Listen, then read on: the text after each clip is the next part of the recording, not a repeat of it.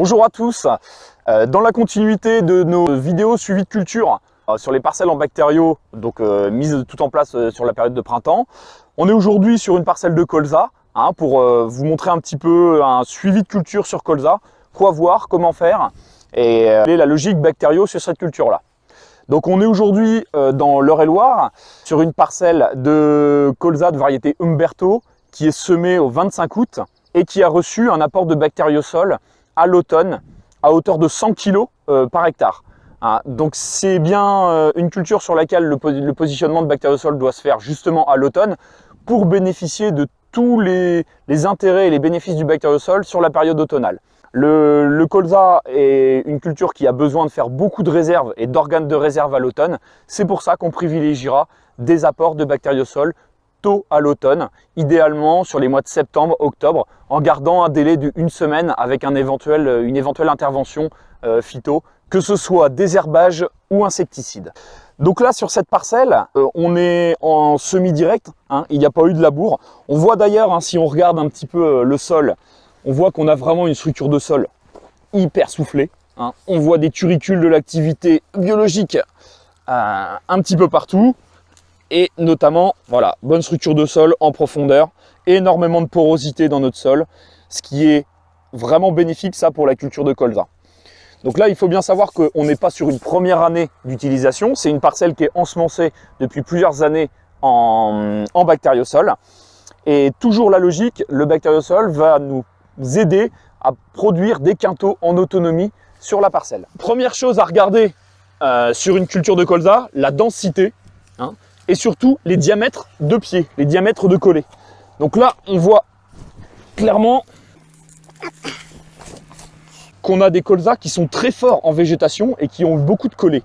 L'intérêt d'apporter du bactériosol à l'automne, c'est justement de leur faire énormément d'organes de réserve, de collets, puisque cette plante, si elle a emmagasiné beaucoup d'éléments à l'automne, parce qu'on lui amène une alimentation organique diffuse tout l'automne, fait de l'organe de réserve, et ça, c'est clairement signe de rendement pour un colza. On le déclenchera ensuite en azote au printemps pour le faire allonger. Là, typiquement, ce colza-là a reçu 80 unités d'azote au printemps, et ça y est, il est soldé en azote, il a reçu tous ses besoins. Alors, le colza dans cette parcelle-là est semé à 28 pieds mètres carrés, ce qui fait qu'on a un colza qui respire, qui est assez ventilé, et ça nous permet justement de jouer sur cette notion de calibre et d'homogénéité. Si on regarde un petit peu de plus près, on voit justement qu'on a des calibres de pieds, des pivots qui sont relativement importants, et on sait que le colza a une capacité à brancher importante. Voilà, entre 28 et 32 pieds mètres carrés, on a là un optimum pour avoir des pieds assez denses et qui derrière vont avoir une bonne fructification. On voit bien que, en regardant de près, on a des colzas très réguliers, avec une longueur de pivot, un organe de réserve vraiment développé, donc signe qu'ils ont emmagasiné beaucoup d'éléments tout l'automne, et notamment sortie d'hiver, on était sur des pesées régulières à plus de 2 kg, donc signe de colza qui justement ont accumulé beaucoup de biomasse. En comparatif, sur une parcelle témoin, avec une fertilisation traditionnelle, pour des semis à des dates équivalentes, on voit qu'on a des colzas avec des diamètres et des collets d'un calibre plus faible, des calibres moyens plus faibles, où justement on a moins ce phénomène d'alimentation automnale. Et donc derrière, on se retrouve sortie d'hiver avec des colzas qui se retrouvent à partir directement en montaison, mais justement avec beaucoup moins d'organes de réserve.